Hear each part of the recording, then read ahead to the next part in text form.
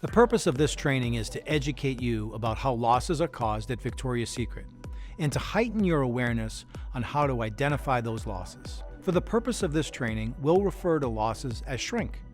We'll also discuss how to build your capabilities by introducing you to the necessary tools that will help you in your store prevent and improve shrink. At Victoria's Secret, asset protection is everyone's responsibility. Shrink is merchandise that has been charged to our store but cannot be accounted for through sales, transfers, markdowns, or physical merchandise on hand. All types of shrink caused by theft or paperwork errors negatively affect our ability to accurately allocate and replenish a store's inventory. We know the best way to prevent shrink is through outstanding customer service.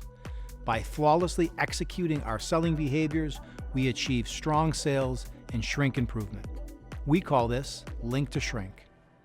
Shrink impacts all of us when individuals steal from our company. It negatively influences sales and profit. This affects all of us as associates because when shrink occurs, merchandise is no longer available for our customers, which means fewer sales for our stores. When sales are down, there may be less payroll hours for associates. And typically stores with higher shrink have less connectivity between associates and customers. We know the best place to work is also the best place to shop. It's important that we save it to sell it because preventing shrink benefits everyone. To create customers for life, we must have merchandise available when and where she wants it. This means we must minimize the loss of merchandise. There are three ways shrink occurs in our stores. They are internal theft or dishonest associates, external theft or shoplifting, and paperwork errors. It may be difficult to believe, but associate theft, also known as internal theft, contributes to shrink as much as shoplifting. Most people assume that shoplifting is the largest contributor to shrink because it is the most visible. But in fact, dishonest associates steal just as frequently. This is because our associates have more access to our merchandise and have greater familiarity with our policy and procedures. As a matter of fact, hooking up friends and family with discounts or free merchandise is the most common associate theft in retail. If a friend asks you for a discount or free merchandise, you should let them know that it is considered stealing and it is against company policy. You could lose your job and be criminally prosecuted for your actions. One of our company values is it matters how we play the game. This starts with you.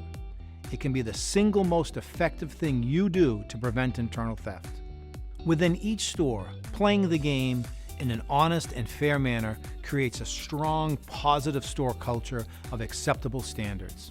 Sometimes these standards are set by members of management, sometimes by a core group of associates or by you. If the prevailing attitude towards the store are positive, associates will share these attributes with other associates and customers. Happy associates equal happy customers. You can help support our shared value of it matters how we play the game by being aware of internal theft indicators, such as an associate receives a lot of phone calls, or may be frequently visited by friends or family members, an associate who avoids bag and coat checks, who takes unpaid for merchandise into the restrooms or fitting rooms, finding unpaid merchandise in an associate's locker, finding loose and pre-bagged merchandise behind the cash wrap, finding stashed or hidden merchandise, finding incomplete hold tickets. If you identify any internal theft indicators or observe a theft, please call your asset protection partner and/or the shrink hotline. All calls will be kept strictly confidential. Victoria's Secret has zero tolerance regarding internal theft. All associates engaged in internal theft will be subject to termination, arrest, and prosecution. In addition, associates terminated for theft may have their information submitted to the Retail Industries Mutual Association's database. If they attempt to get another job in a different retailer, their theft record will be known and the terminated dishonest associate could be denied employment. Let's talk about external theft. External theft, or shoplifting, is also a large cause of shrink.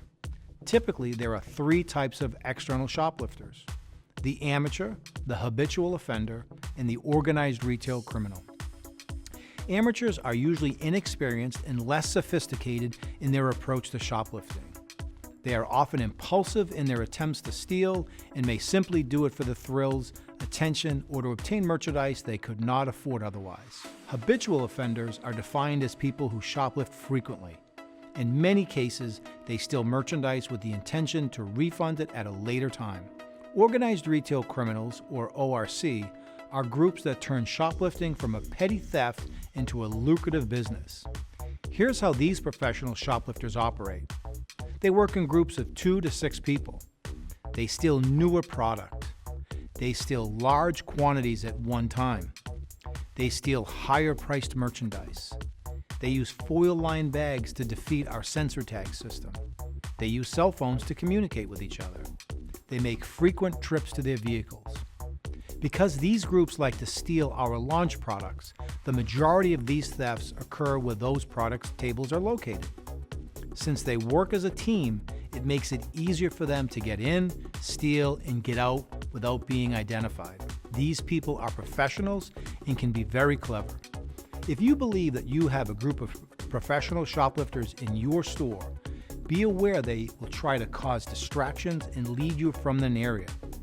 If you need more associates to offer customer assistance to a larger group, use your headset. Associate presence and customer service will deter theft.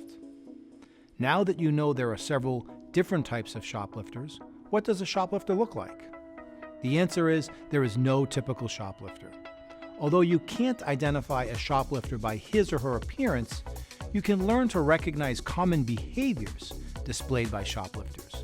These behaviors include carrying empty shopping bags, carrying bags from retailers not in your mall, continually standing in an area of the store with limited visibility or a blind spot, standing too close to fixtures, holding merchandise in an effort to block the view of others, selecting merchandise without regard for price or size.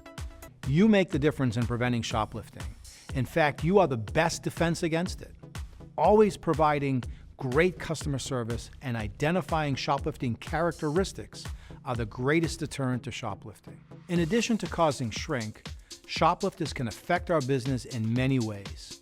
Sales opportunities are lost as you are unable to sell stolen merchandise. You're probably asking, what can I do to discourage external theft? The most effective deterrent to shoplifting is listening, connecting, and inspiring. With outstanding service and selling behaviors, shoplifters will feel noticed and uncomfortable, which will discourage them from stealing. Here are some specific examples of how service and selling behaviors link to preventing and improving shrink. Welcome all customers, even when servicing other customers. Be visible and accessible to customers in front of the store as they enter throughout their entire journey. Greet and connect with customers in a genuine way. Maintain zone coverage. Read customer cues and reconnect when she is ready. Provide great service and follow-up in the fitting rooms. Maintain neat and easy-to-shop fixtures. Provide a friendly, appreciative, efficient, and accurate cash wrap experience. Never have your back to the front door. Make eye contact with customers. If you do witness a theft, you must immediately report the incident to your SLT. Under no circumstances should you accuse, follow, or detain a suspected shoplifter. Your safety is our primary concern. You should not call mall security or the police on suspected shoplifters unless specifically instructed by your asset protection partner. Here are some rules to keep in mind when addressing suspected external theft.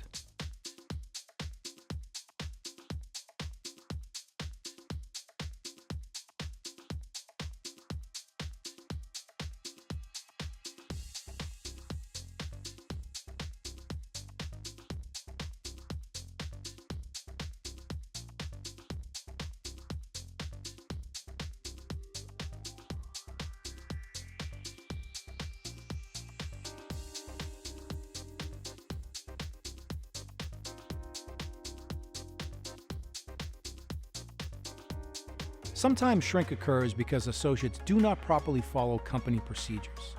One process that can negatively impact shrink is incorrectly processing testers damages, and VOLs.